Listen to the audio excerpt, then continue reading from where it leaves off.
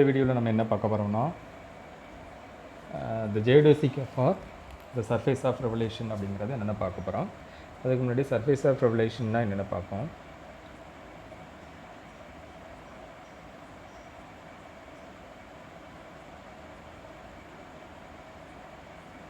இந்த general surface of revolution என்னென்னு பாருங்கள். The surface generated by the rotation of a plane curve about any axis in its plane is called a surface of revolution. Okay, பாருங்க இதில் இது x y z நம்ம எடுத்துட்டோம்னா இந்த பாருங்க இது வந்து ஓன்னு நம்ம எடுத்துக்கலாம். சரியா? மாதிரி xo y பிளேன் இது கீழே இருக்கும், அது மாதிரி YO Z பிளேன் இந்த சைடு இருக்கும், அது மாதிரி XO Z பிளேன் இதில் இருக்கும். சரிங்களா? இந்த பிளேனில் ஏதாவது ஒரு கர்வ் நம்ம இந்த இடத்துல எடுத்துட்டோம்னா அதை பொறுத்து நீ ஏதாவது ஒரு ஆக்சிஸ், இப்போ Z ஆக்சிஸை பொறுத்து நீங்கள் ரொட்டேட் பண்ணிங்கன்னா இதில் பாருங்கள்.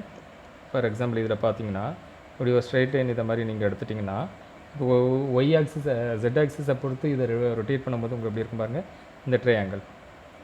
இந்த ட்ரையாங்கிள் வந்து ஒரு கர்வ் தான், அப்படி தானே? இந்த ட்ரையாங்கிளை வந்து நீங்கள் Z ஆக்சிஸை பொறுத்து ரொட்டேட் பண்ணிங்கன்னா என்ன கிடைக்கும் பாருங்கள், ஒரு கோன் கிடைக்கும். சரிங்களா? இது வந்து ஒரு சர்ஃபேஸ், கோனோட சர்ஃபேஸ் கிடைக்கும். சரிங்களா? இதுதானது நம்ம சர்ஃபேஸ் ஆஃப் ரெவலேஷன் சொல்கிறோம். சரி, அப்போ சர்ஃபேஸ் ஆஃப் ரெவலேஷன் ஆனது ஏதாவது ஒரு பிளேன் கர்வை வந்து ஏதாவது ஒரு ஆக்சிஸை பொறுத்து ரொட்டேட் பண்ணும்போது கிடைக்கிறதானது சர்ஃபேஸ் ஆஃப் ரெவலேஷன் அப்படின்னு நம்ம சொல்லலாம். சரிங்களா? இதே இதில் பாருங்கள், இதில் இப்போ ஒரு ஸ்ட்ரெயிட் லைன் இந்த இடத்துல எடுத்துட்டோம்னா இந்த ஸ்ட்ரெயிட் லைனை வந்து இதை மாதிரி ஒரு ரெக்டாங்கிள், ஸ்ட்ரைட் லைன் இல்லை, ஒரு ரெக்டாங்கிள் அந்த எடுத்துகிட்டு நீங்கள் இதை ரொட்டேட் பண்ணும்போது என்ன கிடைக்கும் பாருங்கள். இதை Z ஆக்சிஸை பொறுத்து ரொட்டேட் பண்ணும்போது எப்படி கிடைக்கும், இது வந்து ஒரு சிலிண்டராக ஃபார்ம் ஆகும். சரிங்களா? இது வந்து ஒரு சிலிண்டராக ஃபார்ம் ஆகும், இது வந்து ஒரு சர்ஃபேஸ், இதுக்கு மேலே வந்து இந்த சர்ஃபேஸ்னு சொல்லலாம். இதுதான் இந்த சர்ஃபேஸ் ஆஃப் ரெவலேஷன். சரியா? அப்போ சிம்பிளாக நம்ம என்ன சொல்லலாம், சர்ஃபேஸ் ஆஃப் ரெவலேஷன் ஆனது it is surface generated by the rotation of a plane curve about an axis is and in its plane is called a surface of revolution அப்படின்னு நாம் சொல்லலாம். சரிங்களா? பாருங்கள், இப்போ XYZ பிளேனில் வந்து ஏதாவது ஒரு கர்வ் எடுத்திங்கன்னா இப்போ XYZ இப்போ நம்ம லாஸ்ட் வச்ச நம்பருங்க இதில் இதுதான். சரிங்களா? இது X, இது Y, இது Zன்னு எடுக்கலாம், இது Oன்னு எடுக்கலாம். இப்போ இதில் ஏதாவது ஒரு கர்வ் இதில் எடுத்துட்டோம்னா இப்போ ஒய்க்கு வேல்யூ இந்த இடத்துல 0வாக இருக்கும். சரிங்களா? அப்போ அதோட ஜென்ரல் ஃபார்ம் எப்படி இருக்கும், இதை மாதிரி இருக்கும். சரிங்களா? இந்த curve G of U O F of U இந்த XYZ பிளேன் அப்படின்னு நம்ம சொல்லலாம். சரிங்களா? சரி, இதே தான் நீங்கள் பாருங்கள், இதில் உள்ள கர்வ் எப்படி இருக்கும் பாருங்கள். R ஈக்குவல் டு இதை ஜென்ரேட் பண்ணுறது எப்படி இருக்கும் பாருங்கள்.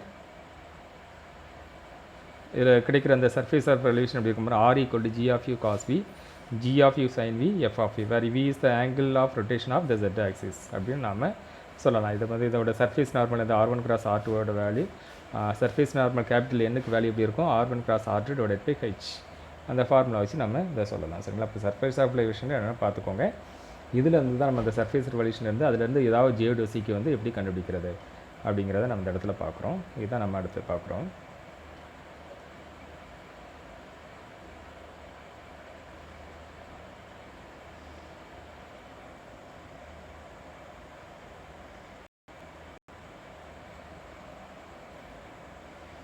இதை பாருங்கள்,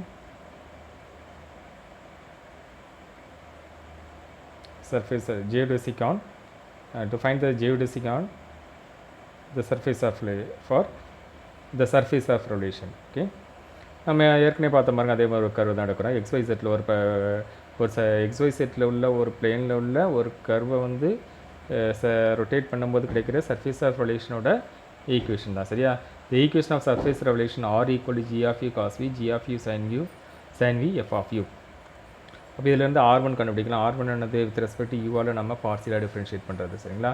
அப்போ R1 டிஃப்ரென்ஷியேட் பண்ணும்போது எப்படி இருக்கும், G1 of U cos V, G1 of U sin V, F1 of U, and R2 of U, R2க்கு வேல்யூ எப்படி இருக்கும் பாருங்கள். இதை வியால் பார்சியலாக டிஃப்ரென்ஷியேட் பண்ணலாம். தட் இஸ் அப்போ எப்படி இருக்கும் பாருங்கள், minus G of U sin V, G of U cos V 0ன்னு நம்ம சொல்லிடலாம். சரிங்களா? இதிலேருந்து ஈக்கு வேல்யூ கண்டுபிடிக்கலாம். ஈனானது R1 ஸ்கொயர், ஜினானது R2 ஸ்கொயர், அது மாதிரி எஃப்னானது R1 டாட் R2, அதுக்கு வேல்யூ என்னது உங்களுக்கு கண்டுபிடிச்சிங்கன்னா 0ன்னு கிடைக்கும். சரிங்களா?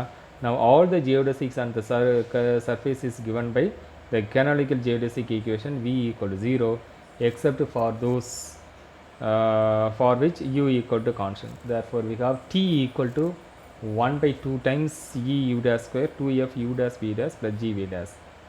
இதில் அந்த வேல்யூ ஃபுல்லாக என்னது இஎஃப்ஜியோட வேல்யூவை சப்ஸ்டிட் பண்ணுங்கள். சப்ஸ்டிட் பண்ணிவிட்டு அடுத்து நம்ம பார்ஷியலாக டிஃப்ரென்ஷியேட் பண்ணணும். இதை டீயை வந்து வித் ரெஸ்பெக்ட் வியால் நம்ம பார்ஷியலாக டிஃப்ரென்ஷியேட் பண்ணும்போது 0ன்னு கிடைக்கும். ஏன்னா விங்கிற டைம் அதில் இல்லை. அடுத்து டீயை வித் ரெஸ்பெக்ட் வி டேஷால் நம்ம பார்ஷியலாக டிஃப்ரென்ஷியேட் பண்ணும்போது உங்களுக்கு சிம்பிளிஃபை பண்ணும்போது எப்படி கிடைக்கும், ஜி ஸ்கொயர் வி டேஷ்னு கிடைக்கும். Therefore v equal to capital v equal to D by DS of do d by do v dash minus do d by do we.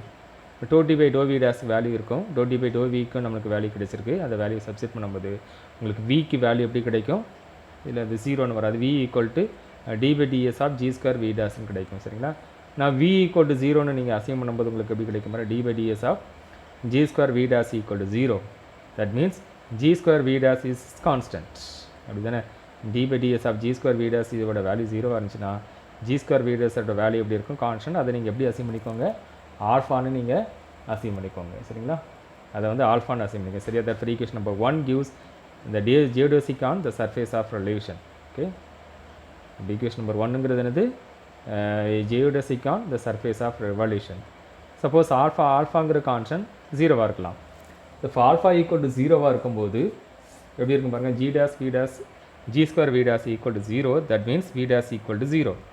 இப்போ v dash equal to 0வாக இருக்கும்போது வியோட value எப்படி இருக்கும், த கான்ஸ்டண்ட்டாக இருக்கும். சரியா.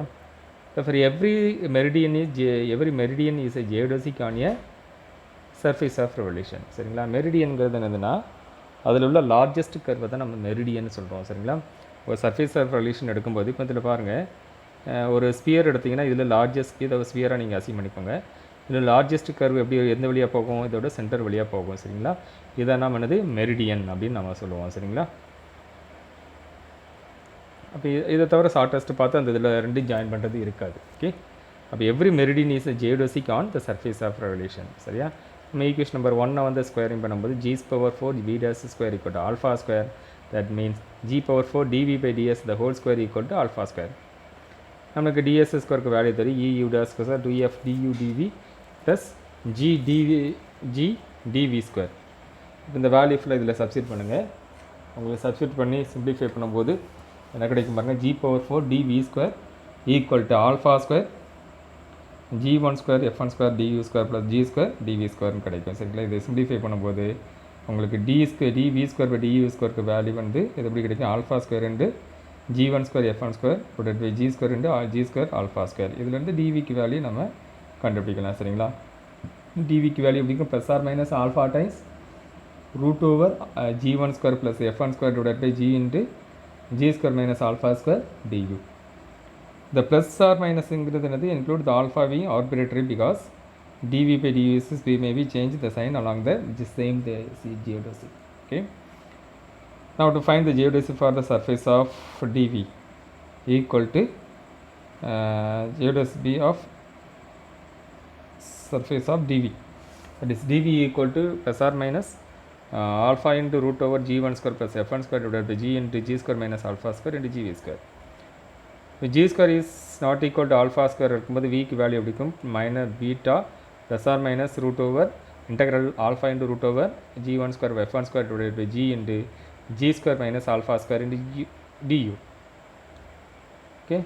அப்போ இதை சிம்பிளிஃபை பண்ணும்போது விக்கு இதை மாதிரி கிடைக்கும். That is v equal to beta plus or minus alpha into integral of root over g1 square plus f1 square divide by g into g square minus alpha square where alpha and beta are constants.